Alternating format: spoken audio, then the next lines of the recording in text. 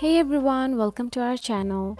So, Netflix and chill typically refers to a relaxed and casual activity of watching Netflix content with someone, often in a romantic way. So, here is how you can do Netflix and chill online. All you have to do is set up the Netflix account if you don't have already. Then choose your device, decide which device you will use to watch Netflix. Then install the Netflix app and log into your Netflix account. Then browse through the vast library of movies, TV shows, and documentaries available on Netflix.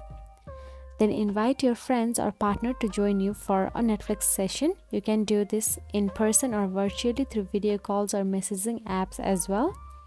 Then, once everyone is ready, start playing the selected content on your device and make sure to adjust the volume and screen settings to your liking.